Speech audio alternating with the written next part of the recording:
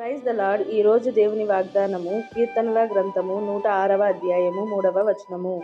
న్యాయమును అనుసరించువారు ఎల్లవేళలా ನೀತಿನ ಅನುಸరించి ನಡ್ಚುకొనుವಾರು ಧನ್ಯುಲು. ಈ ದಿನದ ದೇವರ ವಾಗ್ದಾನ ಕೀರ್ತನೆಗಳು 106ನೇ ಅಧ್ಯಾಯ 3ನೇ ವಚನ. ಯಾವಾಗಲೂ ನ್ಯಾಯವನ್ನು ಕಾಪಾಡುವವರು நீதிಯನ್ನು ಪಾಲಿಸುವವರು ಧನ್ಯರು. இந்த நாள் கர்த்தரின் வசனம் சங்கீதம் அதிகாரம் 106 வசனம் 3. நியாயத்தை கை கொள்ளுகிறவர்களும் எக்காலத்திலும் நீதியை செய்கிறவர்களும் भाग्यवानगल. आज का बाइबल वचन भजन संहिता अध्याय 106 3.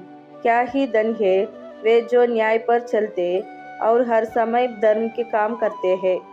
Today God's promise, Psalms chapter 106 verses 3. Blessed are those who maintain justice and the one who practices righteousness at all times. Amen. Glory to God. God bless you all.